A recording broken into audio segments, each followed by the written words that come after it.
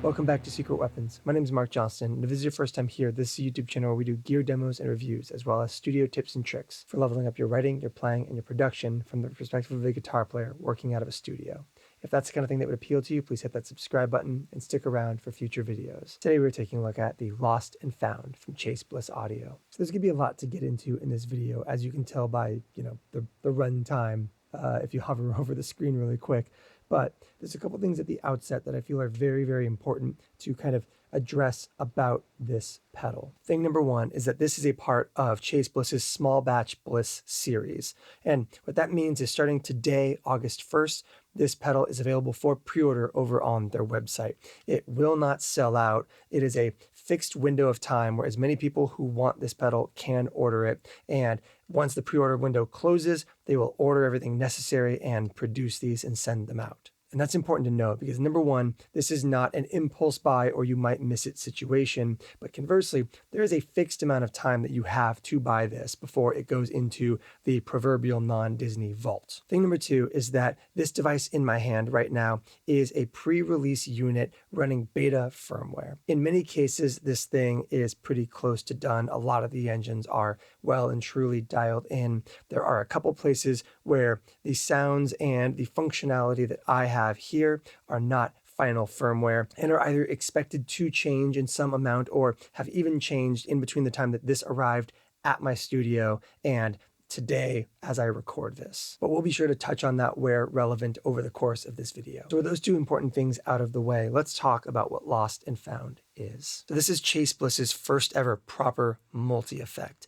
They have kind of skirted around the concept in the past with things like the Dark World, and you could kind of halfway argue the Brothers, which we will talk about in this video, but where the Dark World is just two different approaches to reverb on the same pedal, and the Brothers is just two different overdrives with different clipping options. This is a proper multi-effect, and it features a lot of the kind of routing conventions from the OG Chase Bliss brothers. You have basically a left channel and a right channel with a shared mix control, a blend control in the middle, where all the controls in this line are all associated with this foot switch, and all the controls on this line are associated with this one. In their respective 3 position toggles, you have 1, 2, 3, 4, 5, and 6. And each of those numbers not only represents an effect in kind of the menagerie of this pedal, but also it kind of represents 2 different effects from the same general umbrella. For example, if you are in position 1 on the left side, it is effectively the reverb engines in the pedal. And you have a time control, a secondary control for an alternate parameter, and then you have this modify control. And from noon, counterclockwise takes you to 1A, and clockwise takes you to 1B. And those are separate reverb engines that do separate things and have separate sounds to them, which means that across the kind of 6 spots on this pedal, you actually have 12 unique effects. And of course, each of those 12 effects has 2 primary controls in the form of time and modify. They have 2 secondary controls in the form of the alt control, which is going to be very engine specific, and the alt from modify, which is going to be an EQ to that channel specifically. And finally, the foot switches at the bottom. Tap to bypass the effect, press and hold for a momentary function specific to the effect you are on, and double tap both of them to activate a tap tempo mode in the pedal. And so at this point, I am sure that your wheels are already starting to spin. And so you have these 12 effects, and you have the ability to route them in a variety of ways. Obviously, there is the kind of center position on here, which is your parallel mode, left and right in parallel with one another, kind of center channel or with spread applied or in true stereo. In that context, the mix control is going to be the wet-dry blend of your input signal with both engines, and below it there is a blend control where that blend controls the balance between the 2 engines respectively within that wet mix. However, and I'm going to try to be very clear about how this all kind of works, if you go into a series configuration where like your dry signal feeds into the right channel, which then in turn feeds into the left channel, your mix control is your blend of dry and channel 1, then feeds into channel 2, and the blend control is its mix with channel 2. Your dry signal does not enter into that equation.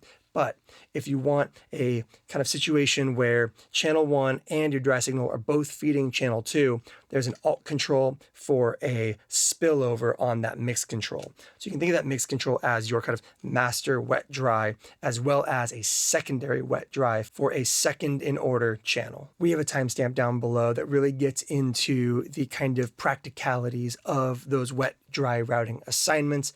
Links down below if you want to skip around and find what you're looking for. And all this flexibility and all of these routing assignments are incredibly useful for a device like the Lost and Found, because not only is it kind of 12 effects built into this thing with a bonus 13th, there's a compressor in here, we'll deal with it later, but it's all very necessary because the kind of categories of effects in here are all over the place. You have delays, granular delays and grain clouds, pitch shifters, pitch kind of repeaters, multiple delays and reverbs, a bunch of modulations, a calmed down version of the gen loss. You even have a like full-on polyphonic tracking synth engine in here. And if that sounds like a really ambitious thing, even for Chase Bliss, it's because it is. The synth engine in this thing at time of recording is the farthest thing from being kind of locked in place firmware wise. Tracking on it is definitely not meant for like fast, flashy lead playing. It will not keep up with you like that. It's more meant for kind of pads and slow moving textures and kind of chord changes and that kind of thing. But as you heard on that intro, it kind of tracks with non-power chord chords really well, where you can kind of create a little bit of tension in a chord and have this thing actually track it effectively with a synth engine that is not technically finished gives me a ton of excitement for what the kind of final version of that is, because it sounds great in my version already. You of course have all the hallmarks of a modern Chase Bliss pedal in here as well. TRS stereo in, TRS stereo out, MIDI and expression ins. You also have your kind of bank of dip switches up across the top of the device.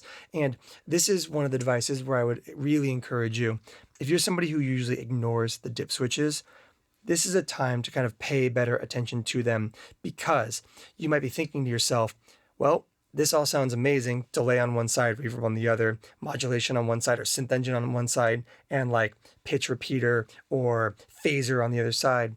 But what if I want to use two effects that are on the same side? The dip switches on top will copy an entire set of effects to the other side, or vice versa, which means you can run any two effects in parallel or in order.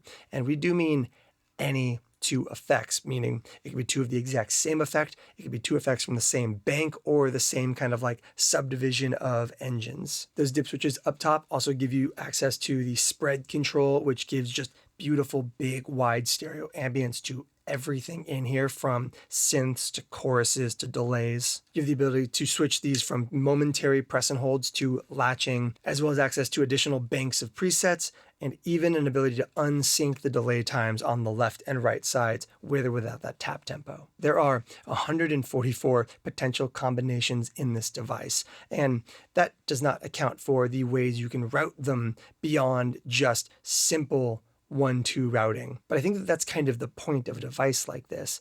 Each individual engine does sound good, even if it's not the most kind of fleshed out or robust thing. The tape delay in here has kind of everything you need for a tape delay. You have time, regeneration, modulation, EQ, and a tap tempo, and a press and hold to freeze in place.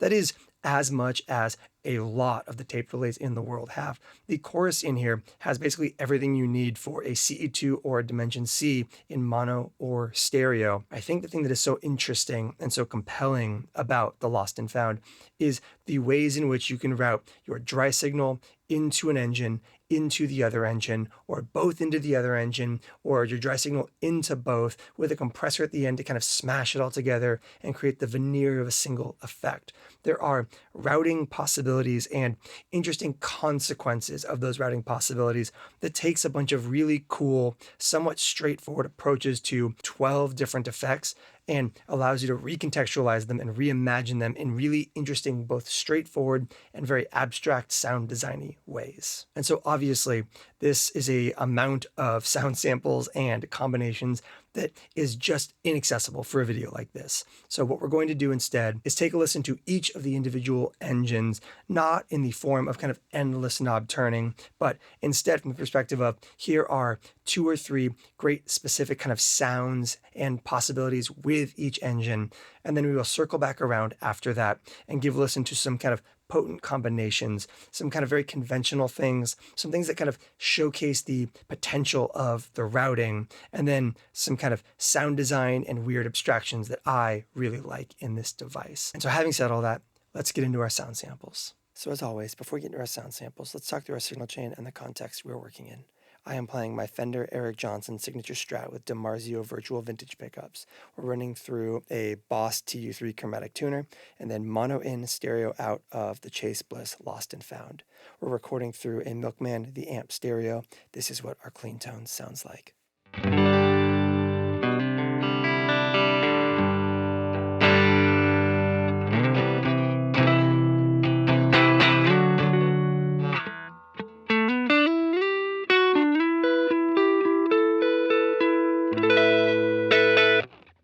So before we get into any sound samples, let's go ahead and talk through the actual hardware that the Lost and Found is. The inner workings and the kind of routing and the sounds it produces can seem very complicated and heady, but the process of getting there is more straightforward than you might think. The control scheme is basically based on the original OG Brothers from Chase Bliss, where you have 2 independent channels with a routing control and some shared controls in the middle. A good way to understand this would be to say you turn on the left channel using that foot switch, and then we are in engine number 1. That engine is going to have a time control, and then underneath it is going to have a modifier.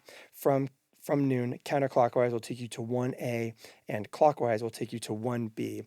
They are similar effects, but they are still fundamentally different effects, and you can actually bypass the effect itself by putting that modifier at noon, allowing you to have the pedal active but not actually processing anything. To switch between engines, you'll toggle through the kind of respective switch on each side. You can copy an entire bank of effects over to the other side using a dip switch. We'll get into that later. And you can adjust the EQ relative to each side or the alt control relative to each side by holding both foot switches and turning either the EQ or the alt control for the engine you want to make an adjustment to. Right engine can be routed into left engine can be routed into right engine, or they can be run in parallel using this bottom center toggle right here to kind of control what the routing configuration for the pedal is. Mix and blend have pretty consistent roles that change slightly based on the internal routing you have.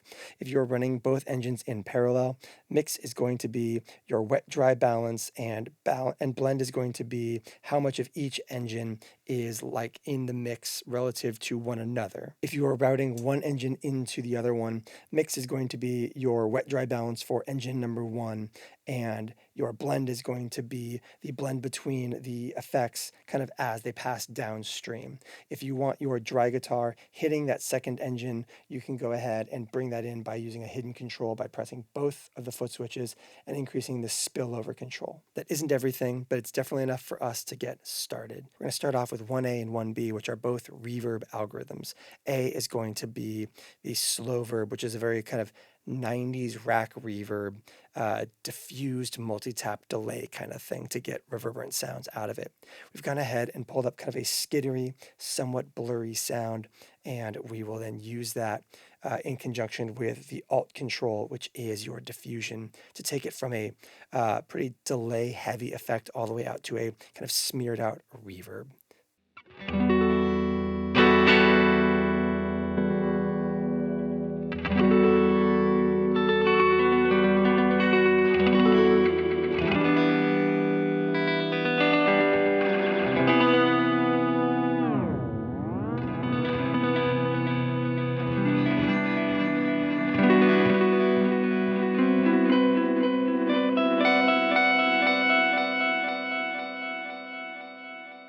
Before we do anything else, let's go ahead and showcase that spread control.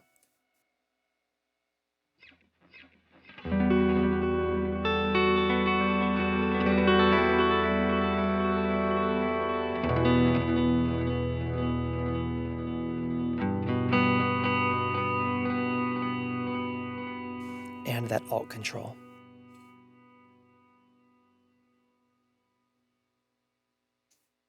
So at minimum,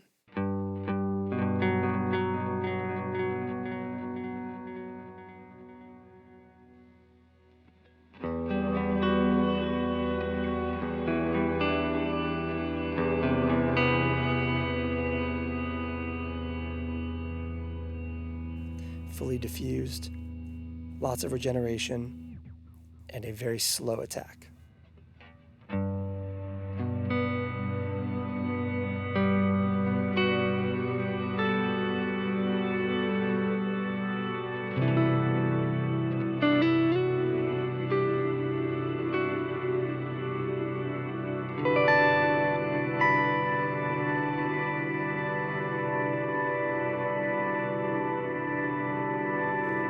And of course, at any time,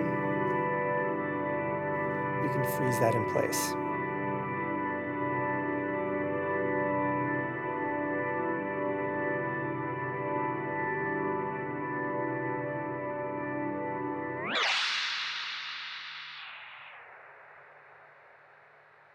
That heavily diffused mode can also give you access to springier, faster delays as well.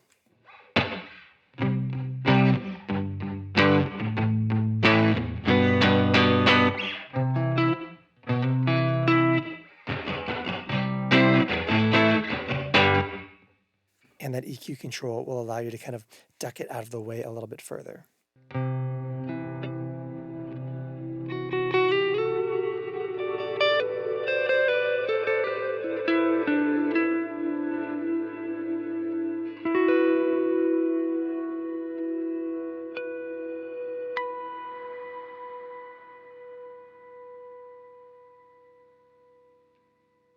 Next up, we have useful ambience, which is going to be a lot more of a kind of conventionally useful reverb, the kind of thing that you can just throw after a lot of the other engines in the Lost and Found for kind of softening up the edges and kind of contextualizing that relationship between your guitar and some of the stranger things in this pedal. Let's go ahead and start with a pretty subtle reverb, and then we'll start to kind of like bloom it out.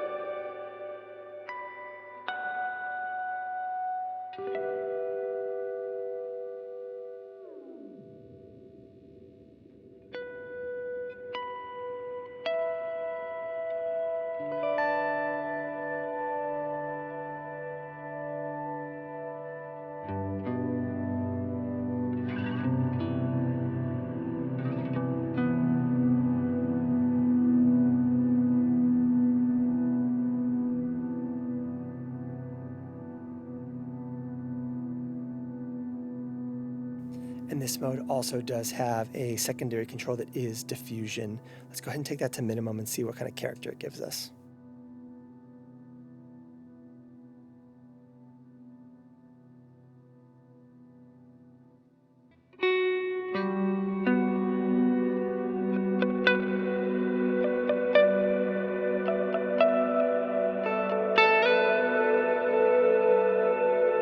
Much more reverberance, much less of a delay.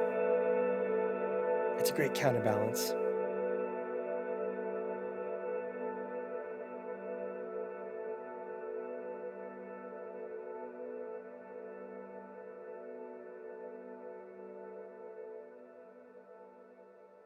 Next up, we have 2A, which is going to be your orchestral swell, where your time is the amount of time it takes for the kind of like resonant orchestral overtones to kind of come in. Your modify is going to be pitch controls, and your alternate control is going to be feedback. This one's great for creating kind of like far away, slow moving, double tracked, kind of octave up stuff, if that's what you're into.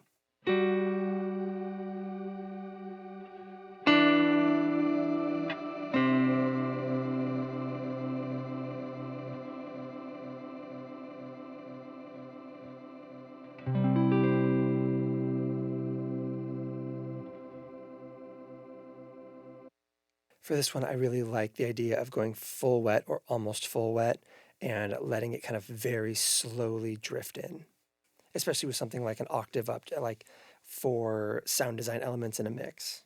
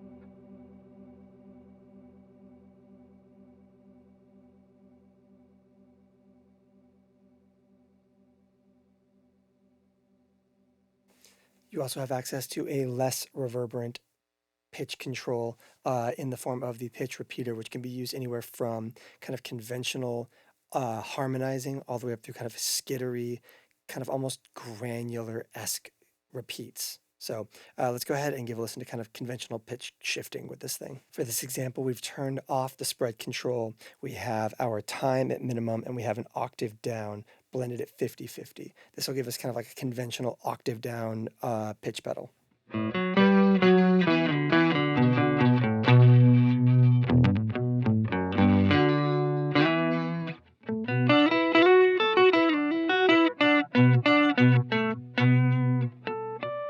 Conversely, we have our spread turned back on. We've got a less aggressive amount of pitch shifting going on, and we have our time at maximum. We've not adjusted the number of repeats, but that is the secondary control.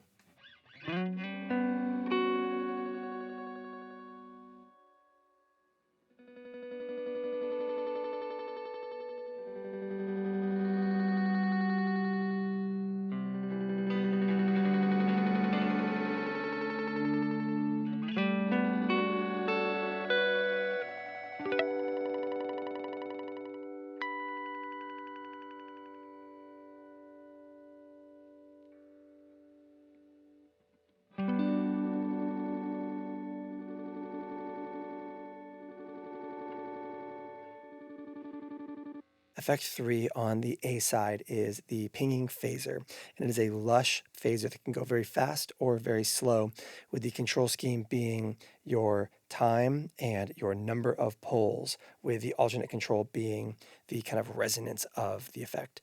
Something I have noticed when making adjustments to this is bringing in or taking out some of those poles results in some really interesting weird sounds that feel not intentional but very cool. So let's go ahead and start off by listening to a conventional mono phaser.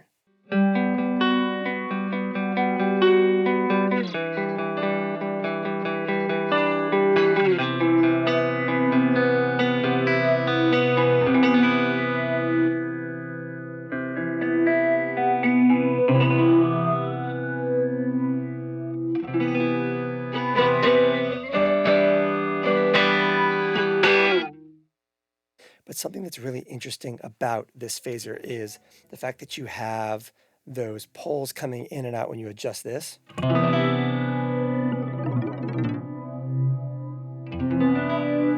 Obviously, more poles are going to exaggerate the effect. However, did you hear what was happening when we switched that adjustment, or when we made that adjustment?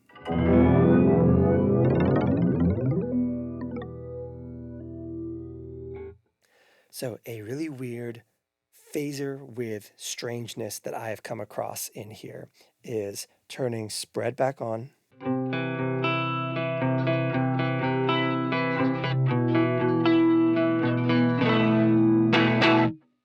And then going up, turning on bounce and turning on our modifier for the left side of the pedal.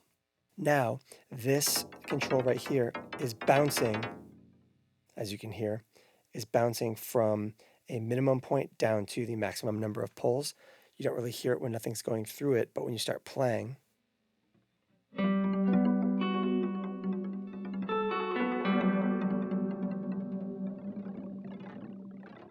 your ramp speed can make it really aggressive. Or you can bring it really, really slow and have it be this kind of intermittent stereo pinging that happens.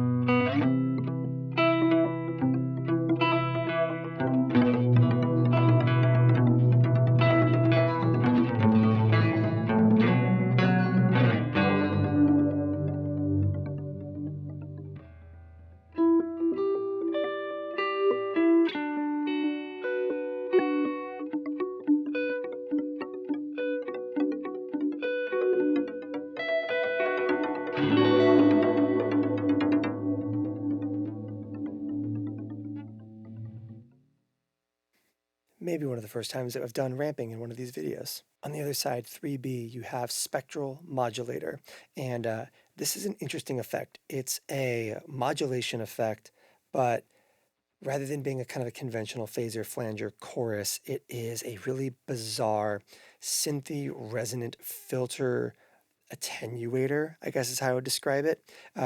It can be used for everything from kind of lo-fi, low-pass filter sounds, really slow-moving, glacial, wide filter movements as well, or in the case of what we're about to showcase, essentially just laser gun tremolo. Let's give it a listen.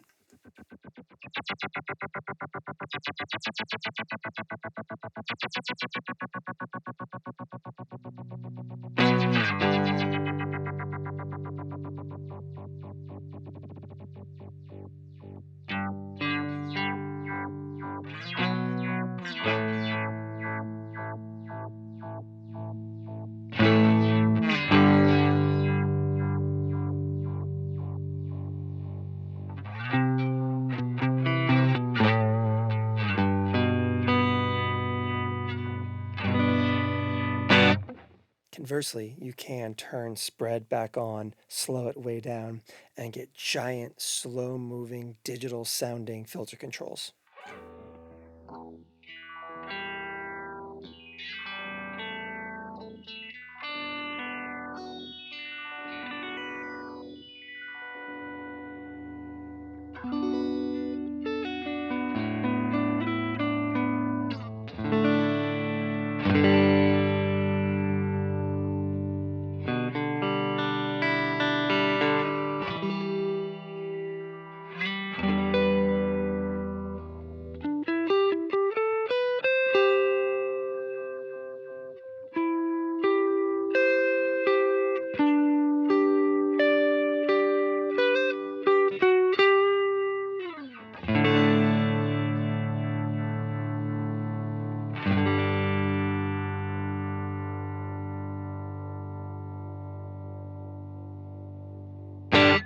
Jumping over to the other side, let's start things off with the simplest effect of them all.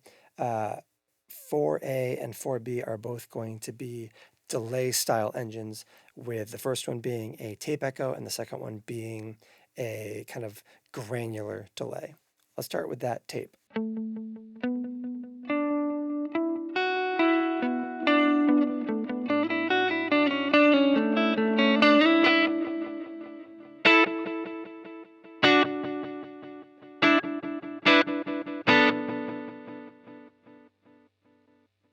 And of course, you can turn that spread off.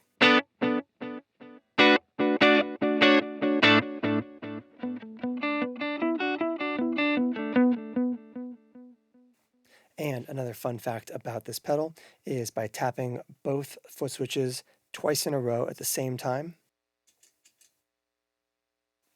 we have entered into a tap tempo mode. And while you're in this tap tempo mode, you can press and hold either side and adjust your time control to set subdivisions on an engine by engine basis, as well as being able to tap in and then exit by pressing the right foot switch.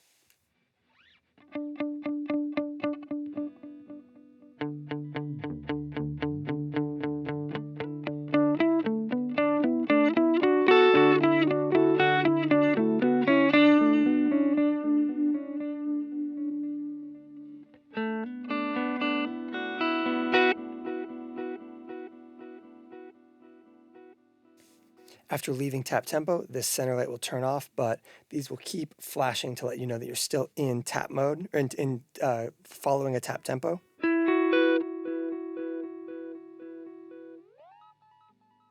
By moving any of your time controls from here, you exit.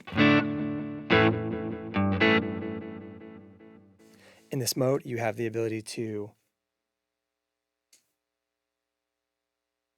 create thinner, kind of more modern sounding tape.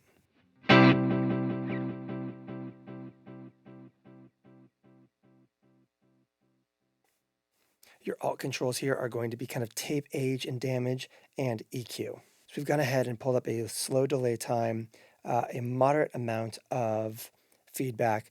We've carved out some of the low end using the EQ subcontrol by going clockwise, and we've also increased the modulation. Let's give it a listen.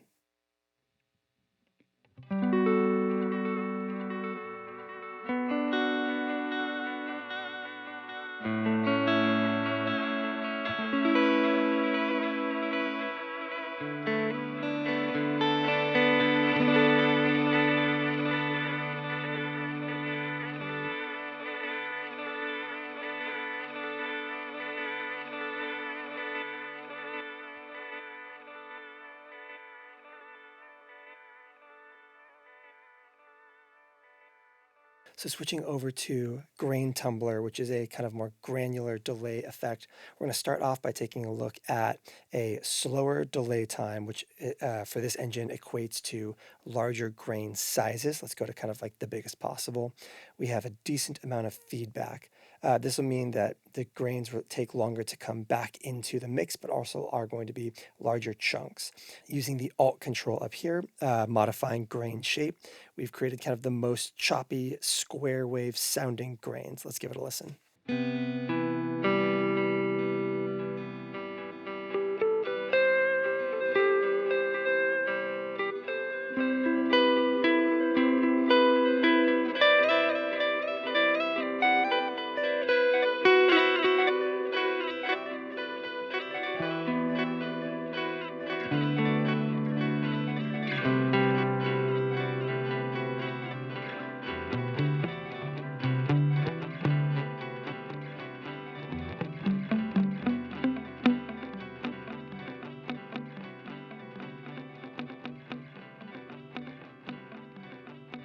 And conversely, let's go ahead and pull up a shorter, faster, more present granular cloud, but we're going to use that Alt control to really soften the edges and create something that feels almost closer to a reverb.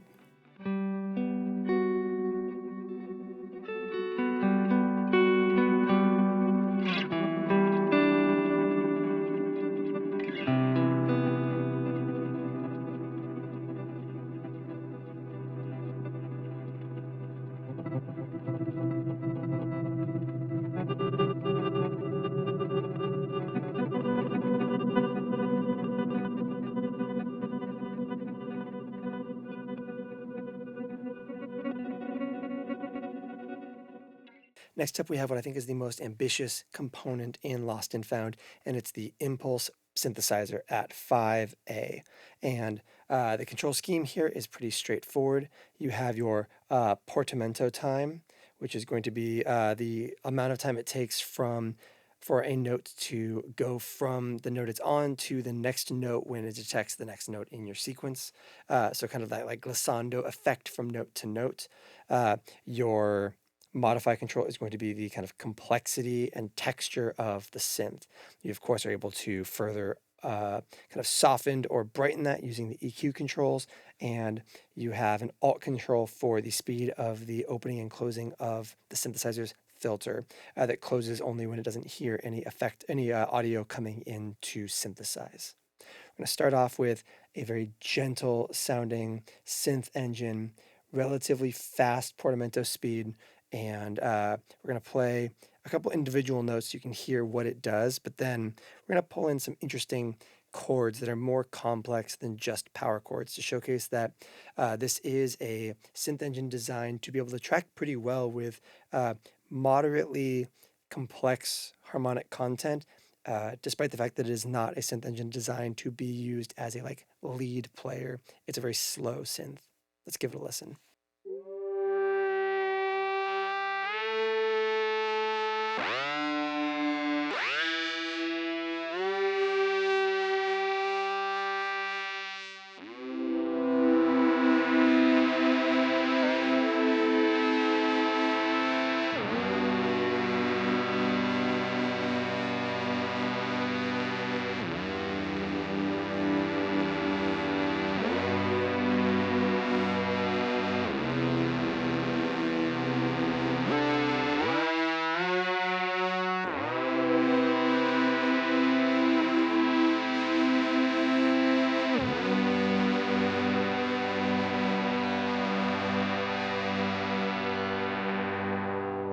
Go ahead and speed up the attack and release of that filter.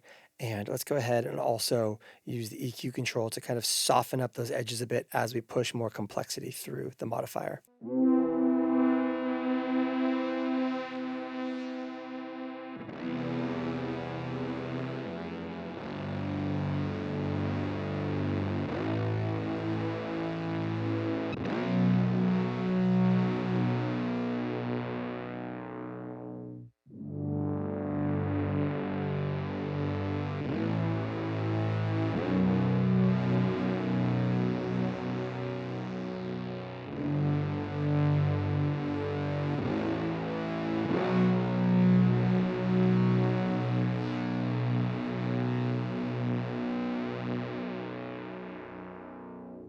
Next up, we have a sympathetic resonator, which is essentially a digital recreation of a bunch of chromatically tuned tubes that rattle when sound hits them.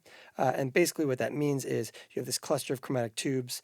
The time is the amount it takes them to kind of start reverberating or like enter the sonic space. And your secondary control, your modify, is going to be the kind of amount of resonance, kind of how long they and how intensely they kind of shake for. Your secondary is going to be access to an octave up, and an octave down, and the EQ is going to do what EQs do. Let's start with a nice, really slow kind of accompaniment where my playing is kind of slowly caught up with by these resonating tubes.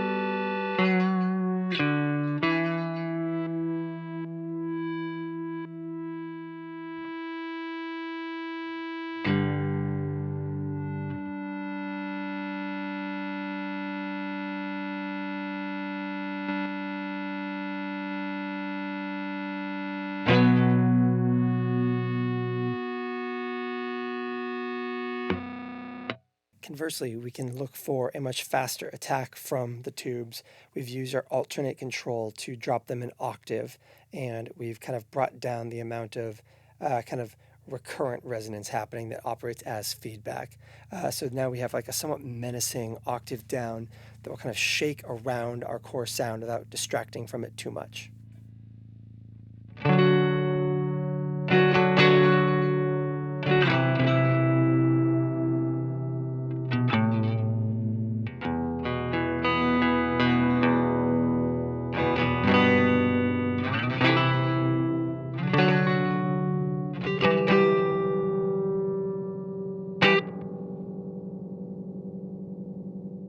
And finally, we have bank number 6, which is going to be in the A position, a very classic chorus ensemble kind of sound that can go anywhere from a conventional, simple 2-voice chorus all the way up through big, lush Dimension C sounds with some weird kind of high-speed quirks along the way. And on the other side, we're going to have a simplified version of gen loss. I've gone ahead and spun up sound number 1 for these examples, which is going to be a classic lush 80s chorus. We've introduced a couple extra voices using the alt control. We have speed set relatively low and depth set relatively high. We have mix at maximum for kind of that Dimension C style chorus sound. Let's give it a listen.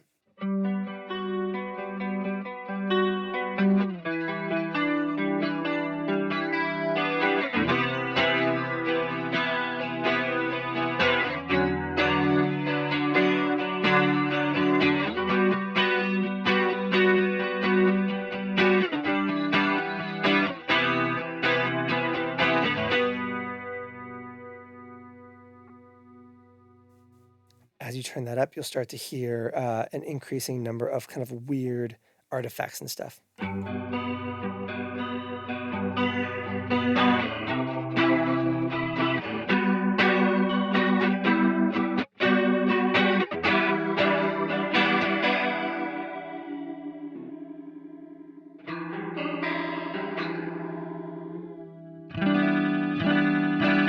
And by bringing down that depth and bringing up that speed, you can get an entirely different version of classic chorus that never sounds overly seasick unless you want it to.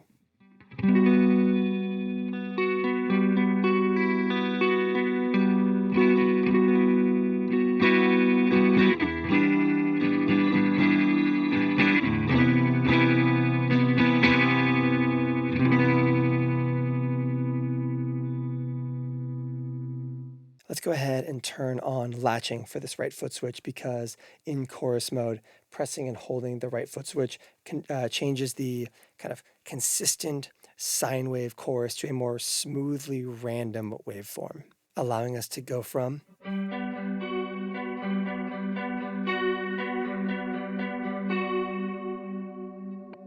to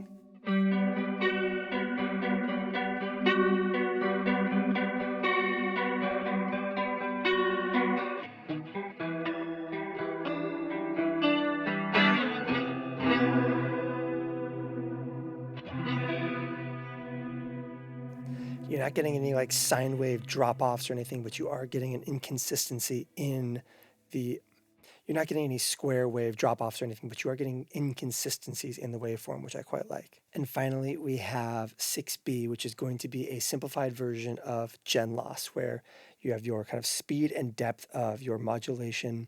There's a general lo-fi sheen over everything, and you can increase kind of the pops, clicks, and failures with that alternate control.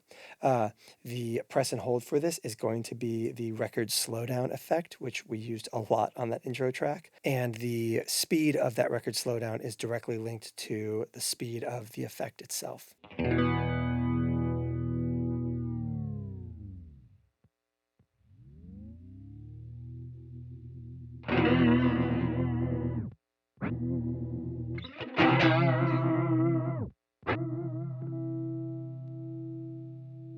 So my first example for this engine is going to be a really subtle use of the effect. We've got depth really low, and we're basically just using time to determine how fast we want those slowdowns to happen.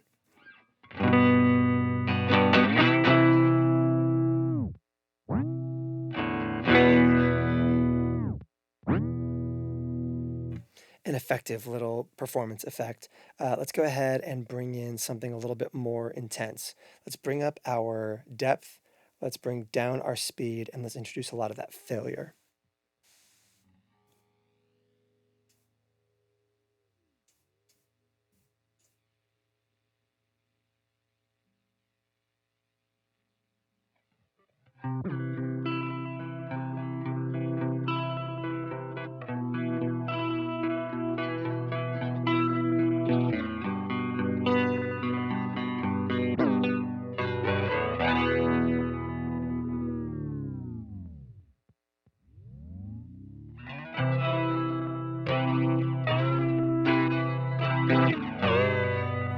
And of course, you can turn off that spread if you don't want that left-right panning as prescribed by depth.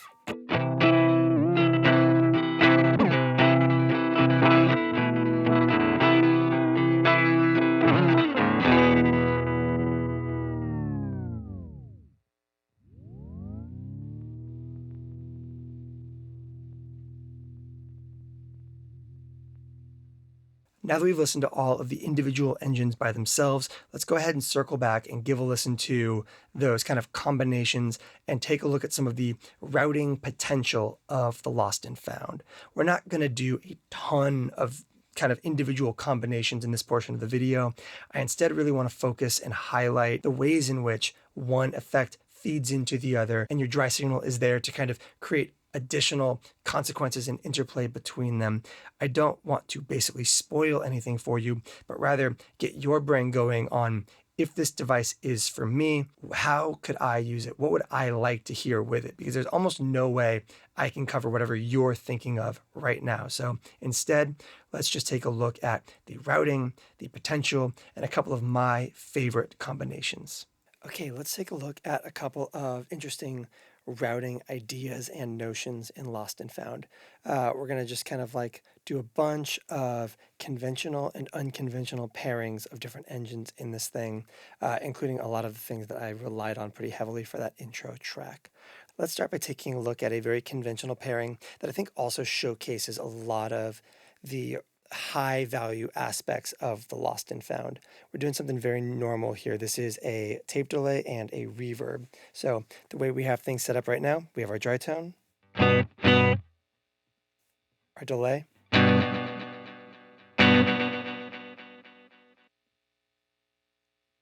and our reverb.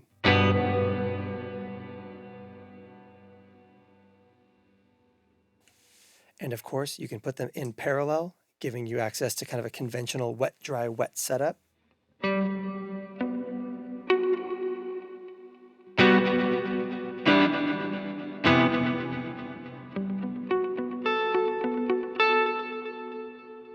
And as is the case with a conventional wet, dry setup, the reverb is not being affected by the delay whatsoever.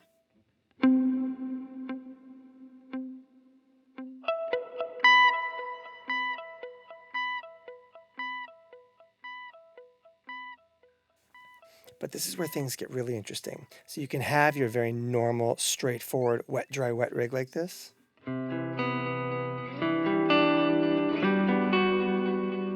Where you set your dry control alongside your wet effects in general, and then you find the balance of those two wet effects.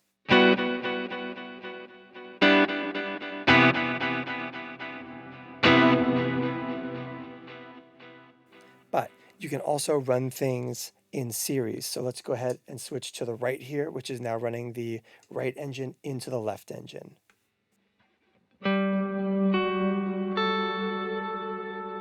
This control right here now is now a mixed control for the delay's relationship with the reverb. So this is wet dry for my guitar. So more dry, less wet.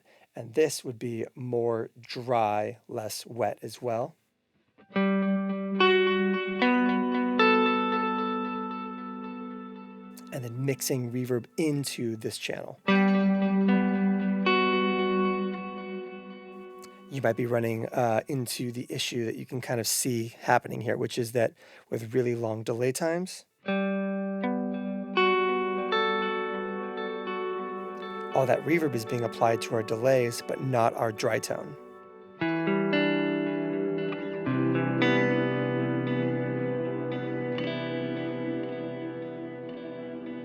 Which is sometimes desirable and is a really interesting function of something like the Lost and Found, that you can do things like applying a reverb or that synth engine or a pitch pedal or something to just your delay engine or just your effect number one. But because you have that spill control as well, we can route some of our dry signal bypassing the delay engine directly to that engine as well.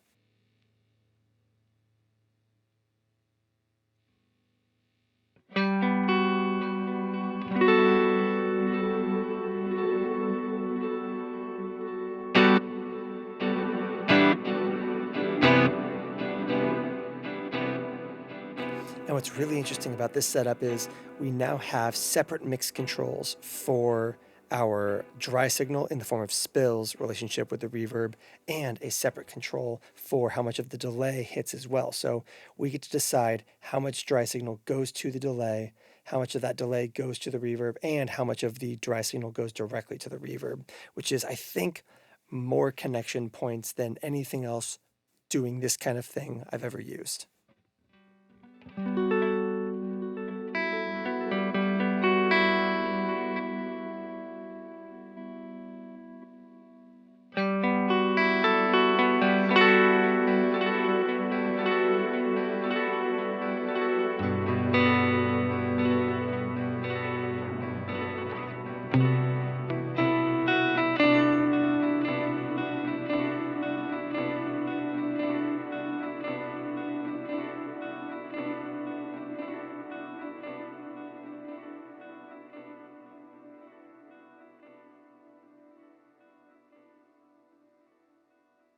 What I think is one of my favorite sounds in here, we have synth engine on this side, so the impulse synth, and then we've used a dip switch to swap the engine bank on the left side for the right side's bank as well. So identical effects on both sides, allowing us to use the generation loss model.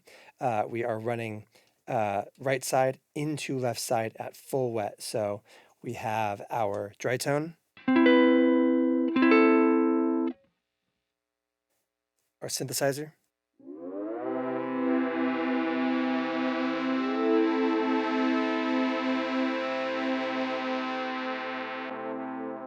and that gen loss, which serves two functions. Function number one is it serves the ability to kind of add some grit and some inconsistency to that synthesizer to kind of soften it up a bit.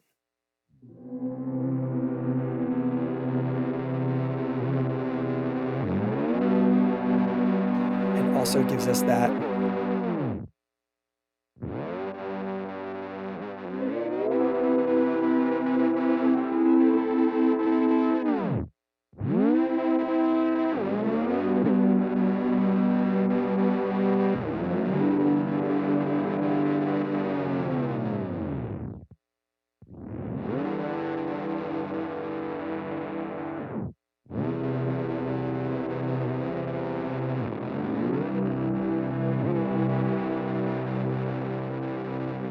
Next up, I want to showcase a kind of interesting non-ambient sound I came across when I was putting together that track, and that's that right side kind of 70s sounding guitar. And what it is the kind of 80s sounding chorus ensemble and the phaser on the other side, so just double modulation.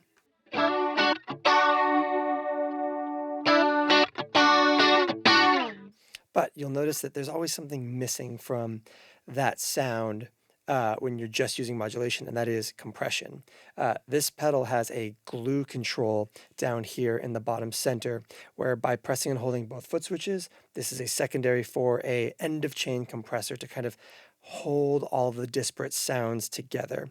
And it can be used both to kind of create cohesion across all the different effects and blend levels and all that, but it can also be used as its own standalone effect. So let's go ahead, leave the pedal turned on, but take both of those to noon, which takes them out of the circuit, and then blend in some light and then heavy compression.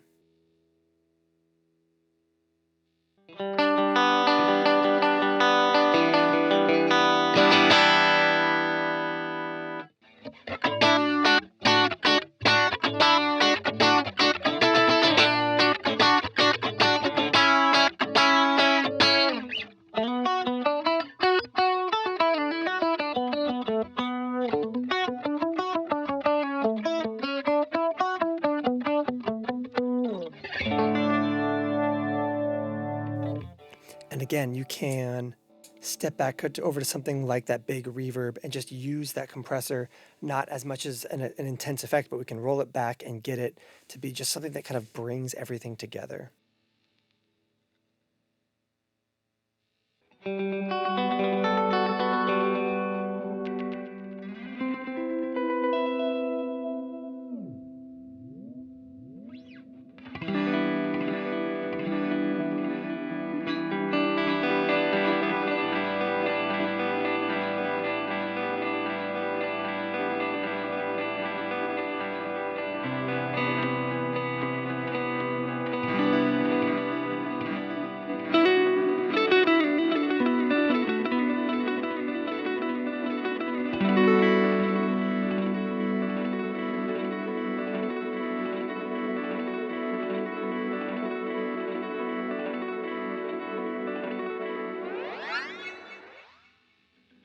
Another incredibly useful combination, especially making use of the synthesizer on this side, as we often do, is by blending in that useful ambience set to be pretty massive.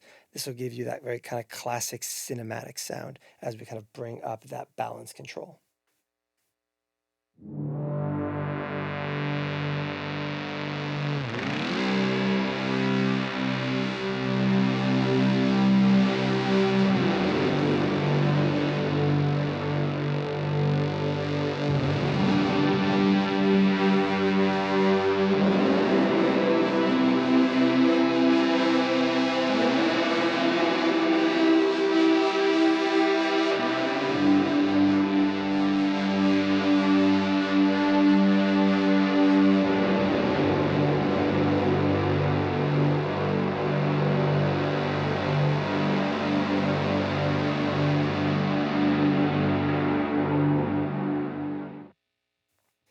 And again, for context, this is what we're playing.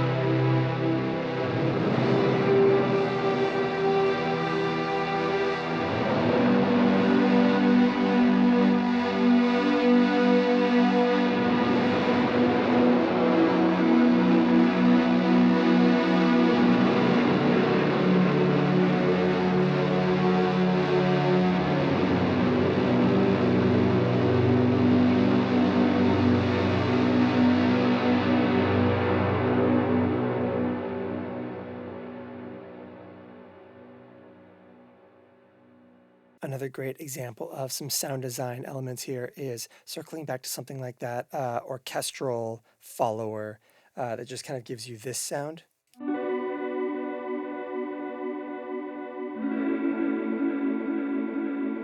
Especially slower.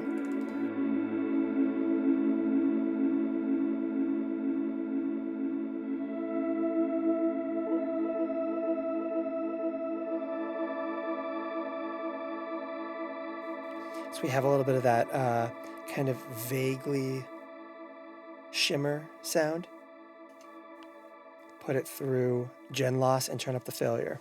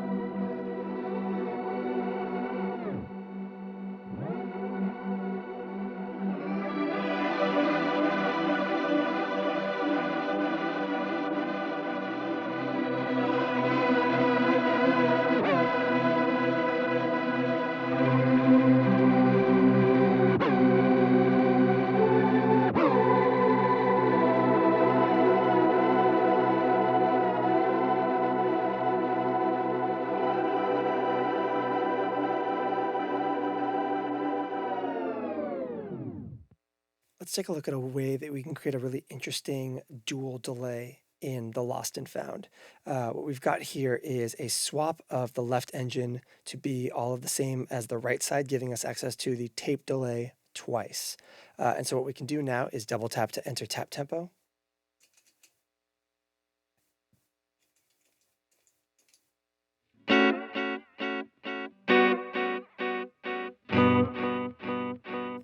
So both delays are obviously at the exact same tempo because of what we tapped in. So what we can do now is assign them separate subdivisions.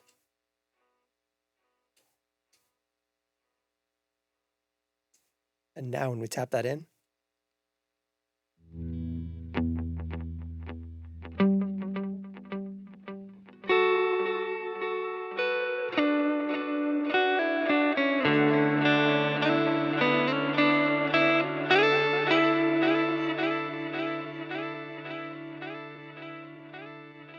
we can tap to leave tap tempo now that we have those locked into place. And we can do a couple other interesting things with this dual delay setup. Let's obviously bring down that modulation a bit. And let's play with some of the routing. We're in parallel right now, which means that those two delays are being fed independently and not touching each other.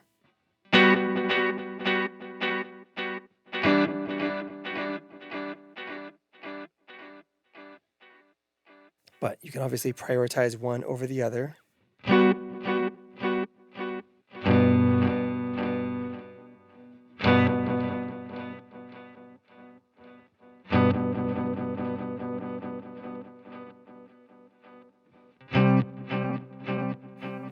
Or you can feed one into the other. And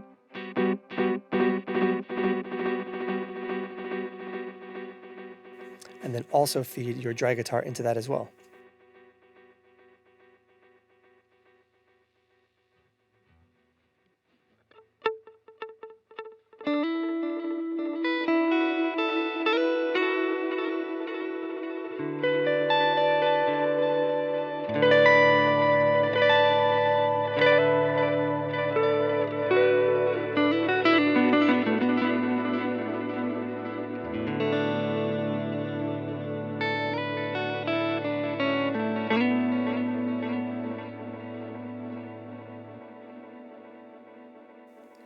It's basically a build your own reverb.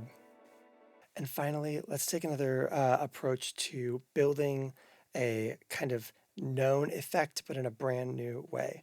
We've gone ahead and swapped our right channel for access to 2B's pitch repeater, which is going to be that kind of very non-reverberant pitch control.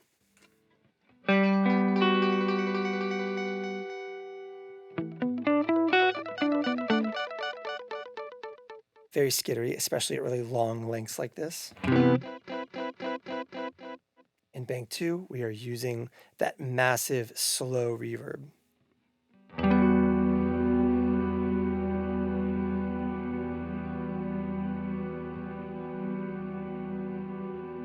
To build our own, even better shoegaze reverb that has a better shimmer in it. So let's go ahead and give it a listen.